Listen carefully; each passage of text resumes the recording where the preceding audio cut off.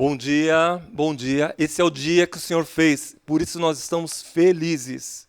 E vamos dar ao Senhor tudo aquilo que Ele merece, a nossa adoração, a nossa gratidão, o nosso louvor. Vamos orar?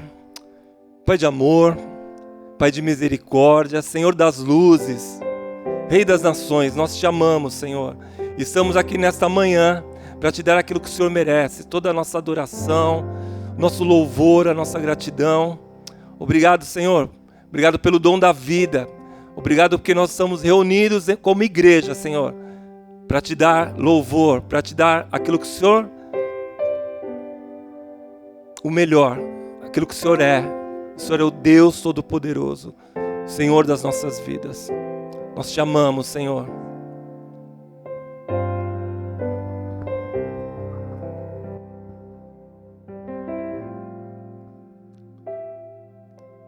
Eu queria ter mais que uma voz, mais que o amor e uma vida pra te oferecer, pois tu és muito mais que eu possa ter em meu ser. Tu és o autor, aquele que pintou com perfeição a vida. Tu és o Senhor, aquele que me amou e és o meu Deus, meu Senhor. Minha vida é para o teu louvor, meu Deus, meu Senhor. Minha vida é para o teu louvor.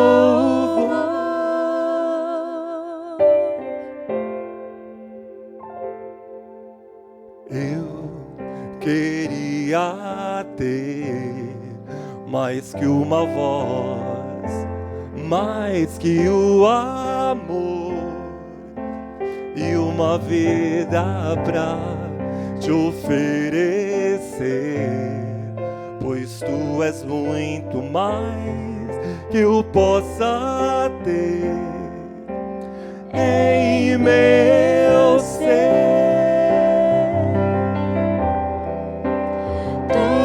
O autor,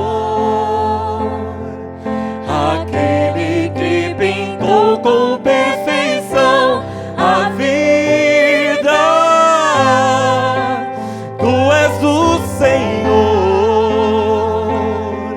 aquele que me amou e és o meu Deus, meu Senhor.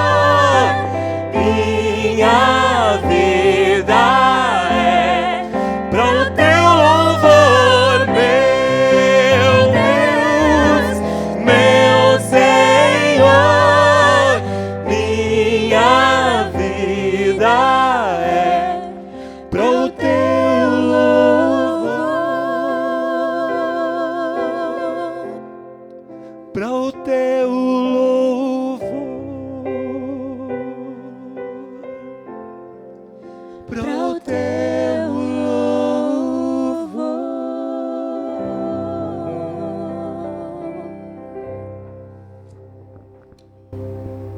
Te amamos, Senhor, Deus de toda a terra. Nossa vida é tua, Senhor, e tudo que temos, Senhor. Te amamos, Deus. E quando falam para você coragem, ou vamos lá, tudo bem, parece uma expressão vazia. E eu fiquei pensando muito sobre isso, mesmo para compartilhar com vocês o que a gente vai falar hoje sobre coragem, né? E eu queria dizer para você que essa palavra tem um conteúdo muito importante ainda. E que a gente não tem outro sinônimo para ela, ousadia, tal. A gente não tem outro sinônimo. Mas não é uma palavra só de encorajamento, que pode ser assim, vamos lá. Não é algo mais. Principalmente quando essa coragem está baseada na sua relação com Deus, que é isso que a gente vai falar hoje à noite. Então eu queria te convidar para abrir num texto que está em 2 Samuel, capítulo 23, versículo de número 9 a 12. E antes da gente ler o trecho, eu preciso falar para você que está acompanhando a gente, que essa história ela aconteceu ainda naquele período em que a gente chama do homem antigo.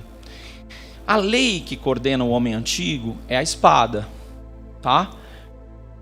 A violência ainda é, para o homem antigo, não o discurso, é como funciona.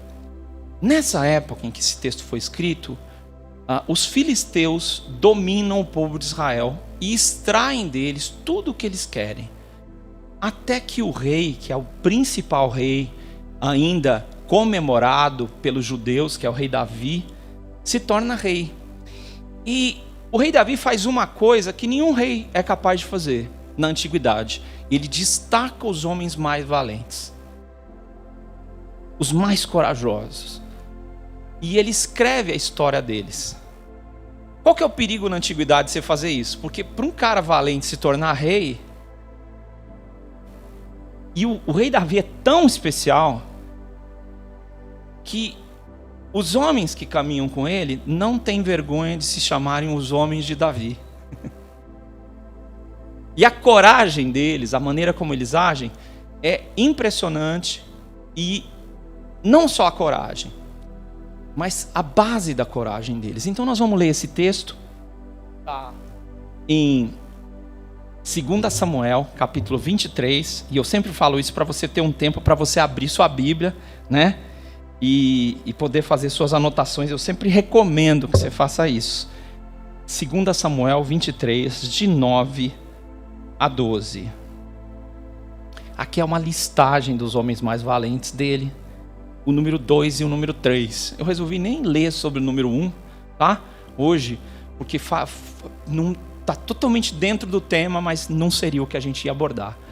Depois dele, Eleazar, filho de Dodô, filho de Aoi, entre os 3 valentes que estavam Davi, quando desafiaram os filisteus reunidos para a peleja, quando os filhos de Israel já haviam se retirado. Ele, referindo-se a Eleazar, se levantou e feriu os filisteus até lhe cansar a mão e a espada ficar pegada à sua mão. Naquele dia o Senhor efetuou grande livramento e o povo voltou para onde Eleazar estava, somente para tomar os despojos. Depois dele, Chama, filho de Agé, o Ararita, quando os filisteus se ajuntaram em Leí, onde havia um pedaço de terra cheio de lentilhas, e o povo fugia de diante dos filisteus. Samá se pôs no meio daquele campo, daquele terreno, e o defendeu, e feriu os filisteus, e o Senhor efetuou um grande livramento.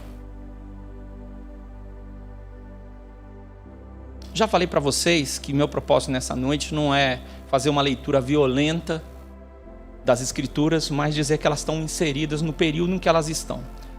Como uma das minhas formações é literatura, a gente tem que respeitar o livro, e o livro foi escrito dentro desse período de muita luta, em que Israel está completamente dominado pelos filisteus. Houve um sopro de esperança com Saul, mas Davi se torna rei, e ele começa uma luta muito grande para libertar o povo, tá bom? E o que o texto conta são 2 histórias parecidas. O povo está fugindo, até que um homem resolve parar de fugir. No primeiro texto, um homem resolve parar de fugir e a vitória. No segundo texto, um homem se posta, ele está fugindo, isso que é interessante. Está todo mundo fugindo e ele está correndo também. É uma característica humana, se as pessoas começam a correr, você corre também. Até que ele resolve parar e enfrentar. O texto termina da mesma forma: o Senhor efetuou um grande livramento. Ele não diz assim, o cara era muito valente, ele era muito hábil. Também queria te explicar uma coisa bem interessante. O texto não fala especificamente de força. Só para eu te fazer uma leitura do que eu imagino que está acontecendo. É agilidade, é um livramento que Deus usa uma pessoa, mas é uma pessoa como eu e você. Quando é que essa coragem, quando é que esse livramento se dá? Em primeiro lugar, eu queria compartilhar com vocês, vamos lá no primeiro lugar, aí. É que a coragem ela começa quando você resolve dizer, eu não vou fugir mais. Você pode estar fugindo, e por que você não deveria fugir? Está todo mundo fugindo. Por que você não vai fugir? Né? Os filhos de Israel haviam se retirado, diz o texto. Todo mundo se retirou, eu também vou me retirar. Isso é muito humano. Né? Tá todo mundo jogando lixo na calçada, eu também. Não vou jogar, né? Mas o ser humano, ele tem uma característica de dizer, olha, está todo mundo fugindo. Agora eu vou ser o herói, eu vou ser o santo de Israel. Já tem o santo de Israel que é Deus, né? Então eu não vou fazer nada disso. O povo havia se retirado. Então se o povo havia se retirado, por que eu não vou me retirar? Por que eu não vou fugir também, se todo mundo está fugindo? Né? Como é que você pode enfrentar um inimigo que é mais forte do que você? Essa é uma coisa da sobrevivência, né? A gente liga no modo sobrevivência e diz, eu não vou enfrentar um inimigo. E aí, como o texto diz, no que nós acabamos de ler, o povo fugia. O povo não deu conta. Começou a batalha, um começou a perder o outro, o povo começou a correr. E todo mundo começou a correr. Então, qual que é o senso do que está acontecendo quando a gente não consegue exercer coragem? Primeiro, é um senso comum que o povo está fugindo. O inimigo é mais forte do que eu. E de repente você não lembra quando você começou a fugir, né? No meio da batalha. Vou precisar de uma ajuda com esse ar aqui, por favor, gente. Precisa desligar, senão eu não termino hoje. Tá? Minha voz termina antes. Me perdoem. Muitas vezes a gente não lembra quando a gente começou a fugir. Quem foi o primeiro que correu? Eu não lembro. Mas eu sei que não fui eu. Começaram a correr, aí eu, né? Como que eu não vou fugir? E aí o povo começou a correr, né? E quando a gente começa a fugir de alguma coisa, isso pode se tornar um estilo de vida. Quando você se acovarda uma vez, para você ganhar coragem para começar de novo, fica bem difícil. Os tombos, eles geram traumas em nós. E é um fato. O medo, ele quer encontrar um espaço. E quando ele encontra um espaço, ele se acomoda na nossa história. E aí a gente começa a fugir, né? Como é que eu posso parar de fugir? Seja o que você pode perguntar nessa noite. Se você que está me ouvindo, eu não sou Deus, vou falar com você, Deus é Deus. Como é que eu posso parar de fugir? Estou fugindo, né? E você pode estar num esconderijo bem gostoso, você pode estar, né? De repente você começou a fugir do inimigo, você fala, não, vou chegar num lugar bacana e vou viver uma outra vida, né? Sei lá o que você está pensando. Você começou a fugir e de repente isso aconteceu. O que é que pode fazer alguém parar de fugir? Primeira coisa que esse texto diz é que Davi era uma referência, tá? Na vida da gente, a gente sempre tem referências. Davi era uma referência, mas ele era uma referência bem diferente das referências do tempo do homem antigo. Primeiro, ele era um pastor, o caçula de uma família muito pobre. Músico. Por favor, senhores, nada contra os músicos, né? Mas músico e guerreiro, eu não sei se, né? E se o cara machucar a mão, como é que ele vai tocar a harpa, não é? Não passa esse pensamento? Ele tocava harpa, a gente sabe disso. E ele era valente, diz o texto. Era um cara corajoso. Medo de desagradar a Deus, que é isso que é temor. É um respeito extremo, sabe? Era o seu maior medo. Ele tinha um grande temor a Deus. O que é isso? O maior medo da vida de Davi era desagradar a Deus. Por causa desse medo, ele era capaz de fazer qualquer coisa. O temor a Deus, o respeito a Deus, se você reconhece que Deus está com você e que Ele está ao seu redor, isso vai ajudar você na sua vida. Me ajudou. Eu confesso para você que eu não fiz mais bobagem na minha vida, porque Deus, eu sabia que Ele estava comigo.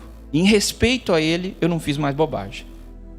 Você pode não acreditar, pode achar que eu estou falando uma grande tolice, Mas na história da minha vida aconteceu muitas vezes. Eu queria fazer uma coisa, mas porque Deus estava comigo, eu não ia fazer.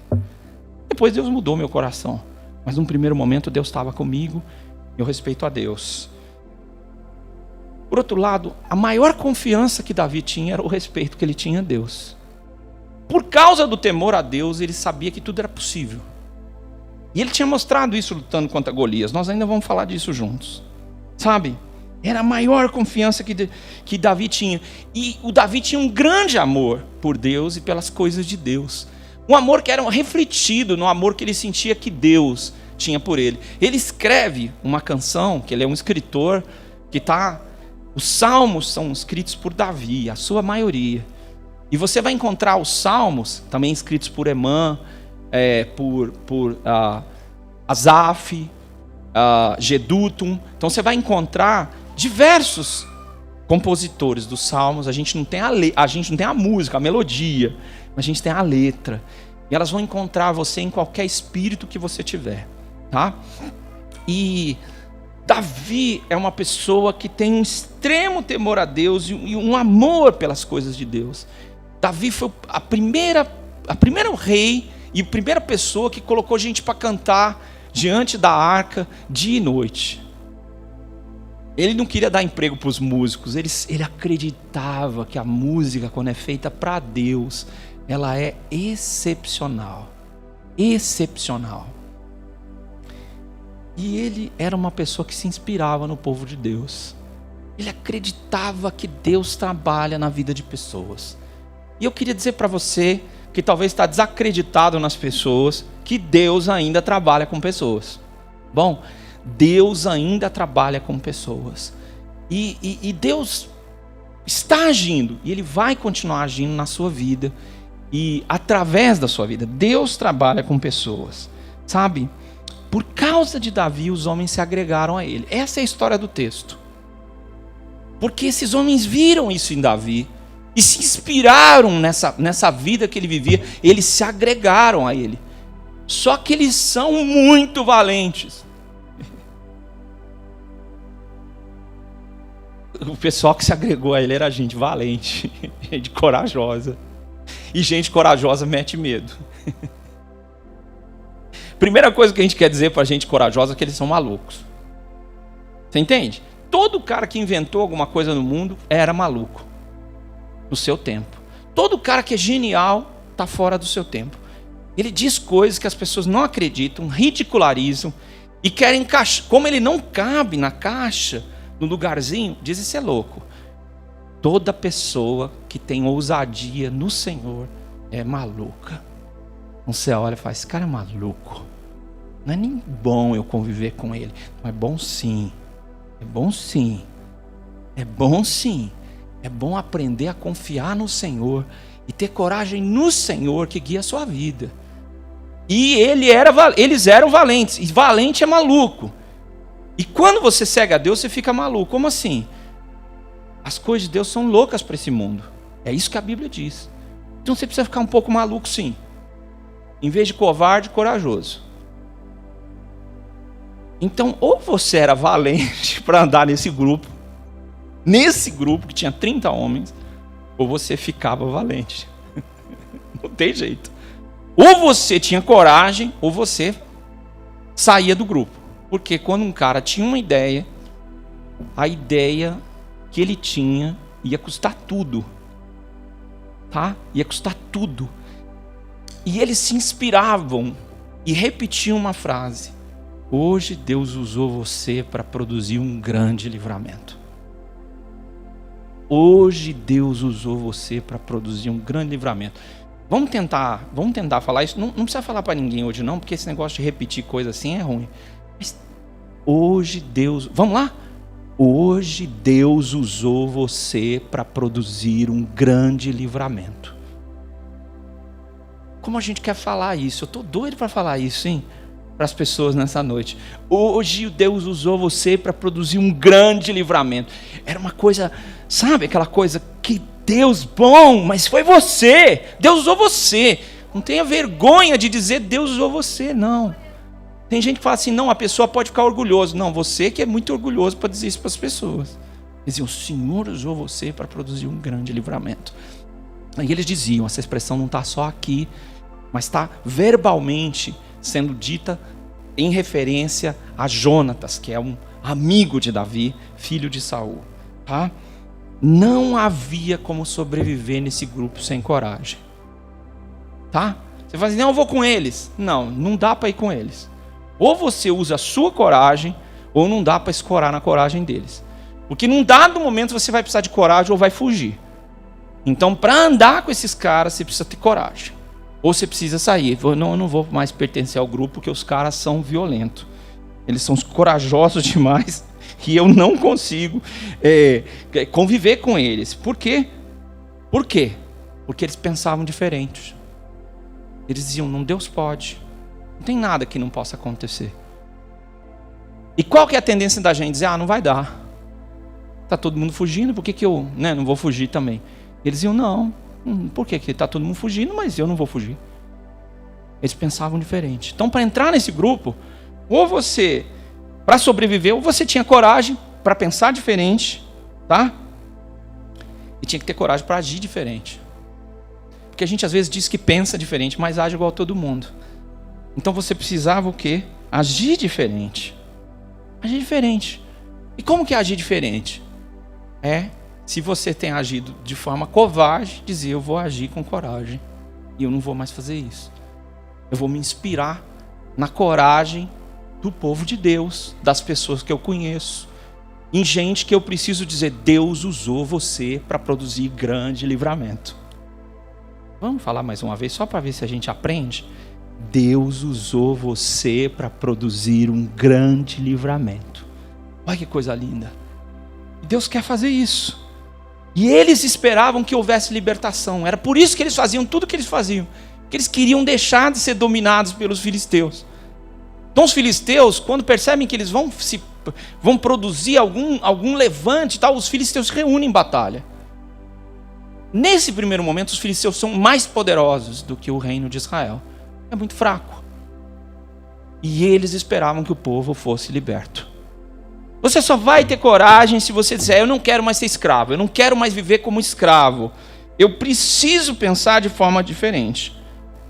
Estes homens criam em Deus em primeiro lugar. E eles sabiam que Deus estava à frente. E isso era a pauta do coração deles. Eles criam em Deus, confiavam em Deus, sabiam que Deus podia fazer coisas extraordinárias. Que Deus podia fazer coisas miraculosas.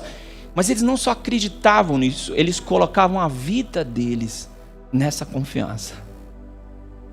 Gente, não foram só eles que fizeram isso. Há muitas pessoas na história do povo de Deus, e hoje em dia, que está vivendo dessa forma. Em maiores e menores proporções, basta você olhar e você vai ver. Eles esperavam que Deus fizesse algo miraculoso. Por quê? Você ir sozinho contra os inimigos, ou você vai morrer, ou você vai vencer. No caso de Eleazar e Chamar, que é o nome dele, que a gente fala Samar, ou Sama, eles iam morrer. Não tinha saída. Então eles confiavam que Deus ia fazer algo miraculoso. E eu e você precisamos confiar nisso. Porque que fé é essa nossa, se Deus é igual a gente? Então nós precisamos começar a confiar que o Senhor vai fazer algo que nós não podemos.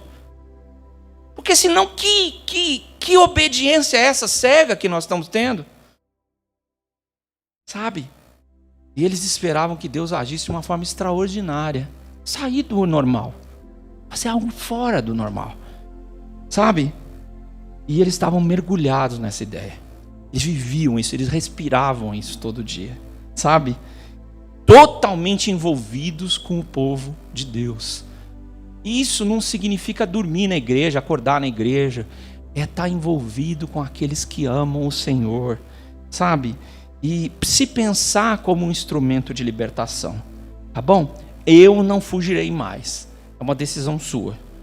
Você pode continuar num subterfúgio, numa historinha. Você pode desculpar que você caiu do telhado, que aconteceram episódios, que você nasceu pequeno e que aconteceu, e seu pai, sua mãe. Você pode contar a história que você quiser.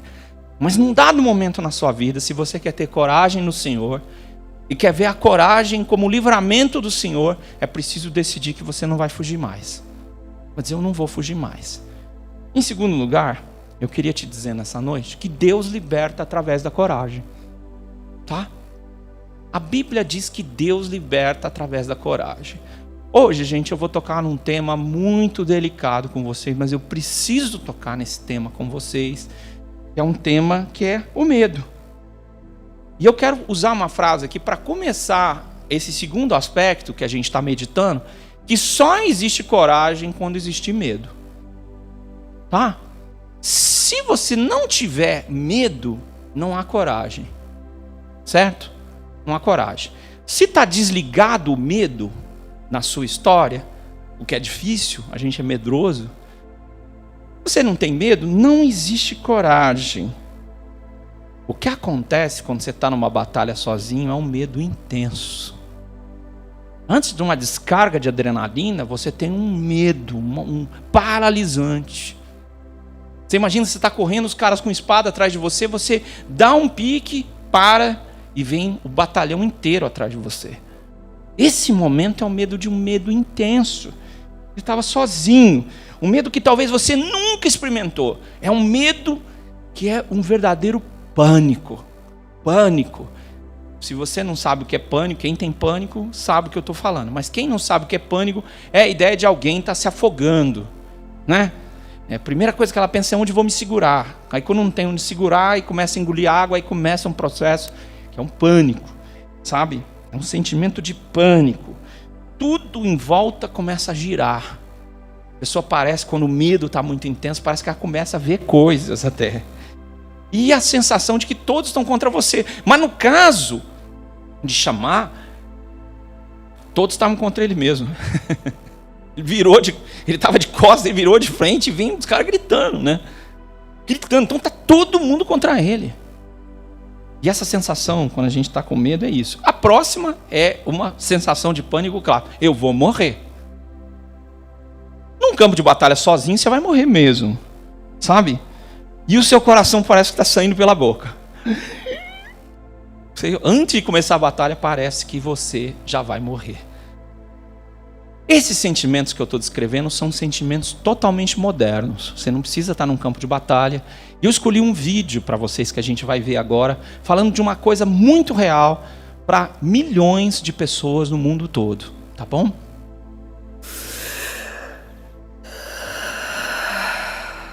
Por volta dos 10, 11 anos de idade, até os 12, foi uma época em que eu vivia depressão mais intensamente na infância. Eu tinha vergonha de falar, eu acho que tem a ver com a masculinidade que a gente é ensinado a construir. Então eu tinha muito medo de parecer fraco, tinha muito medo de parecer que eu não estava dando conta, enfim, da minha vida, da vida adulta. E tudo que eu queria era morrer ou fugir.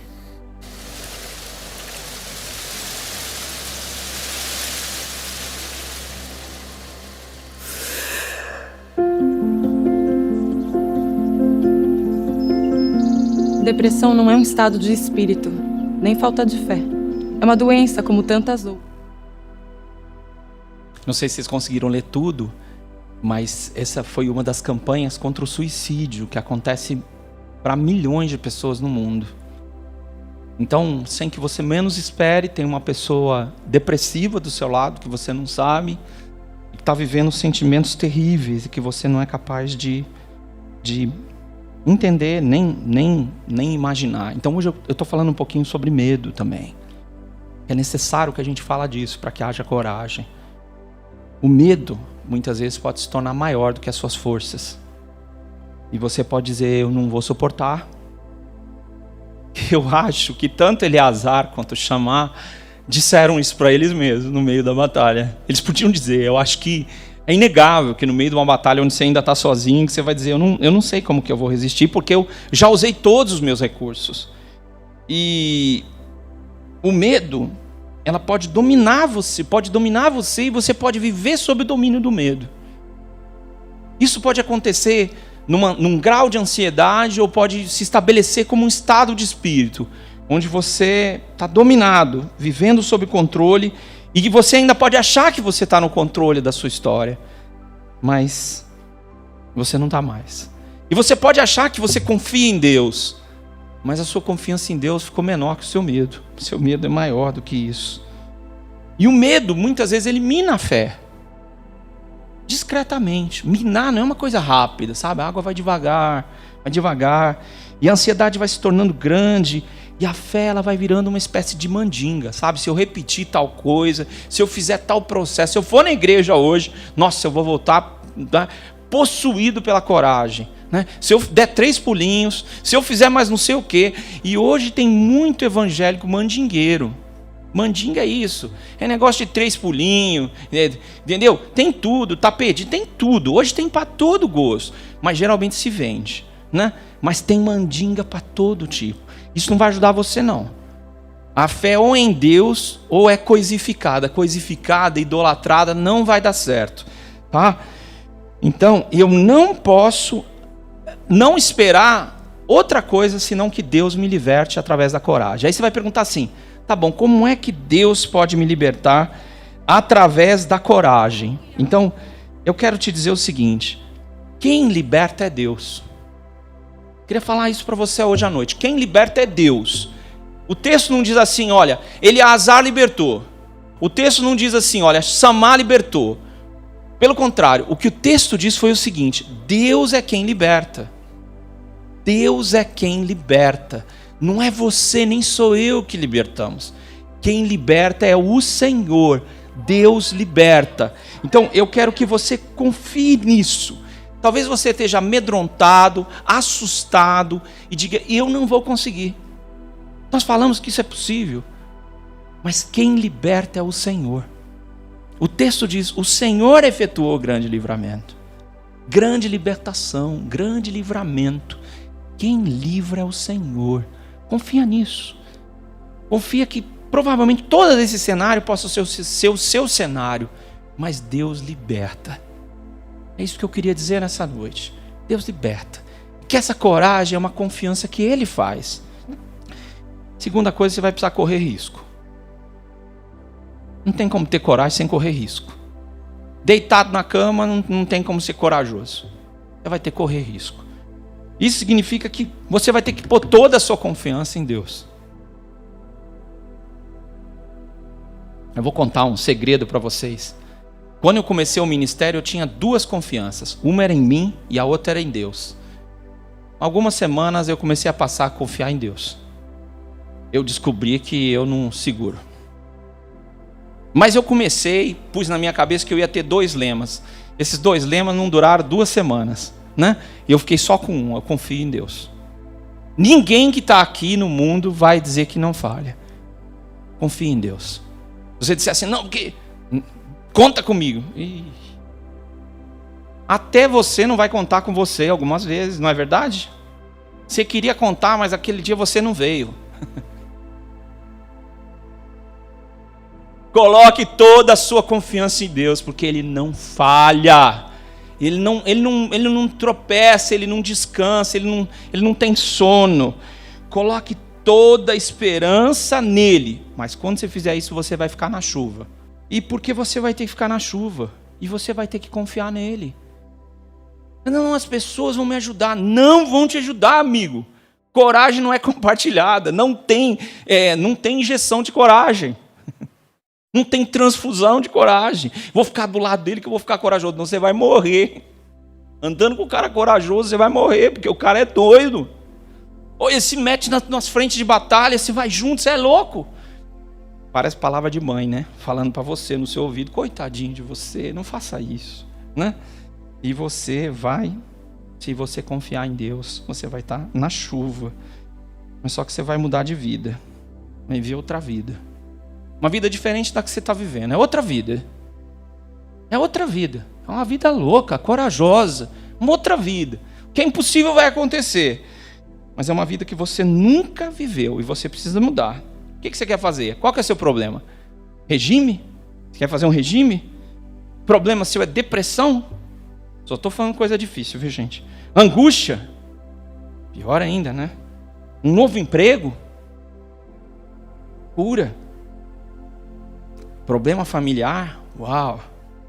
Relacionamento? Seus estudos? Uma nova vida com Deus? Qual que é o tema que você precisa de mudança? Deus planeja o melhor, a melhor vida que você possa viver. Esse é o plano de Deus para você. Só que para você viver essa vida, ou ter uma nova vida, você precisa mudar. E para você mudar, você vai ter que lutar. E você vai ter que lutar sozinho. É uma luta sozinho. Ninguém pode entrar dentro de você. Ninguém sabe o que se passa dentro de você. Não, que nós vamos lutar. Gente, se fosse autoajuda, a gente já começaria a falar, conte com o outro, dê a mão para o seu amigo, energia e tal. Amigo, você está sozinho. Só tem Deus com você. É assim que você veio ao mundo e essa luta é sua. É a sua vida. Você vai ter que lutar. Você vai ter que lutar para que você não fique sozinho. É por isso que Shammah começou a lutar. Ele não queria ficar sozinho. Ele não queria que fosse o último dia da fuga do povo de Deus. Ele não queria que fosse o último dia do povo dele. Ele foi lutar porque ele não tinha o que mais ele pudesse fazer. Esse era o lugar dele. E para que você não fique sozinho, você vai ter que lutar sozinho. Sabe? Porque você não tem outra opção. Ou é lutar, ou é fugir. Tá bom fugindo? Continua fugindo. Mas se você quer experimentar como Deus liberta através da coragem, vai ter que surgir uma nova mulher. Um novo homem. E esse novo homem, essa nova mulher vão precisar lutar. E vão lutar sozinhos, com Deus. Deus vai estar do seu lado. Mas ninguém pode fazer o que você precisa fazer. Ninguém pode orar por você, como você pode orar por você. Pessoas podem interceder por você, mas ninguém pode assumir seu papel. Você precisa decidir que você não vai mais voltar atrás. Que chegou um ponto em que você não vai fugir mais. Até aqui você fugiu, mas agora não dá mais. Parou num campo de lentilhas e disse, até aqui eu corri, daqui eu não corro mais. Não tem mais como eu voltar. Todos fugiram, todos correram, eu também fugi, mas eu me cansei disso. Não é assim que eu vou viver minha vida. O tempo está passando e eu não quero isso para mim, nem para minha história, nem para os que virão depois de mim. E o livramento do Senhor começou naquele dia, naquela hora. Também vai ser uma luta como você nunca lutou. É a luta. Tudo vai estar em jogo. Sua fé, tudo que você tem, tudo que você é e tudo que você será. Eu lembro de um episódio de uma pessoa que ligaram para mim de noite, um pessoal da igreja estava numa reunião de oração de uma outra igreja e me ligaram desesperado porque alguém estava possuído por um demônio. E eu fui até a casa e no corredor eu ouvi vários elogios a mim, né? Se o demônio está fazendo elogio para você, não acredite, tá? E eu fui chegando na casa, quando eu cheguei tinha um monte de gente segurando uma menininha, uma adolescente. Eu lembro que naquela noite eu fiquei com eles, deixando eles fazerem o que eles queriam fazer, queriam expulsar demônio com canções, né? Tava uma loucura. E eu não quis chegando, eu fiquei ali quieto, mas passou 1h30, eu falei, não dá mais. Eu falei, com licença, pessoal. E a primeira coisa que eu disse, não para a menina, mas para o espírito que estava nelas, em nome de Jesus, sai dela. Eles, eu não vou sair. E aí, o que você faz? Pega o chapéu, vai para casa, pega a Bíblia, come com sal, desiste. O que você faz? Naquela noite eu disse simplesmente, eu não vim aqui discutir com você. Eu vim aqui em nome de Jesus. Você não vai poder optar o que você está me dizendo. Acabou para você. É uma questão de minutos ou horas, mas você já sabe que você vai sair. Acabou. Quero te dizer uma coisa nessa luta que você está vivendo. Está tudo em jogo. Todos os dias da sua vida. Deus está olhando, você está olhando, as circunstâncias estão olhando. Está tudo em jogo. Não tem um time, um tempinho. Dá um tempo para mim. Está tudo em jogo. E você que está acompanhando isso com a gente, sua vida também, aí onde você está em jogo também. Como todos nós. O desafio para experimentar a libertação do Senhor é convidar o Senhor para lutar com você, ou para lutar por você. Cada conflito, cada momento, cada segundo, o Senhor lute com você. Às vezes é um passo, é o levantar da cama, é o vencer o medo, é confiar, é voltar para a batalha que o Senhor colocou você. Talvez você tenha saído da sua casa hoje, está uma confusão. Talvez você saiu na sexta-feira do seu trabalho e está uma confusão. Sua vida talvez esteja uma confusão e você esteja coberto de medos e aflições. Antes da gente orar juntos, eu queria te dizer que a escolha de viver uma vida corajosa, como libertação do Senhor para você, ou porque o Senhor é capaz de te libertar e você viver uma vida corajosa, é preciso que você assuma um papel. Você diga: Senhor, eu não estou mais de turista, eu não estou de passagem, eu quero o Senhor na minha história, eu quero que o Senhor guie os meus passos. Não dá para pedir para o Senhor aparecer de vez em quando e você ter alguns lampejos de coragem. Não é assim. A vida é uma batalha e nós todos fomos convidados para essa batalha, onde quem vai nos libertar é o Senhor. Essa é a minha palavra em nome de Jesus para a vida nossa, no nome de Jesus. E eu vou orar também para que Deus abençoe você que ouviu essa mensagem no tempo em que você ouvir, para que o Senhor visite você e transforme o seu coração e abençoe a sua vida em nome de Jesus. Deus abençoe vocês, tá bom? Estou muito feliz que você está conosco, que você está acompanhando a nossa manhã de redenção. E que isso está sendo uma bênção para a sua vida, eu tenho certeza. Eu quero te convidar para conhecer algumas coisas mais que nós estamos fazendo. Queria falar para você do Redenção Kids, que é o nosso canal de YouTube específico para falar para crianças com arte, de uma forma diferenciada, de uma forma divertida, alegre e muito bíblica. Então eu queria que você acompanhasse esse projeto que nós também desenvolvemos no YouTube. E queria também te convidar para você acompanhar as orações diárias, que também estão no meu canal do YouTube e estão também nas minhas redes sociais. Tudo isso você está acompanhando nos endereços que nós estamos passando agora e que você pode ver nesse vídeo. Mas mais do que isso, eu queria convidar você para ser um parceiro de redenção. Queria convidar você para, olhando para esse QR Code que nós temos aqui, contribuir voluntariamente, para que esses projetos que eu quero que você veja possam ir mais longe, porque tudo isso é gratuito, para que a gente possa compartilhar do amor de Deus. Com a sua ajuda, com certeza nós iremos mais longe. Então, por favor, entre no seu banco, então, com esse QR Code, faça a sua contribuição e se comunique com a gente que você é um parceiro, ou deixe contato para que a gente possa também entrar em contato com você para agradecer esse privilégio que é ter você com a gente.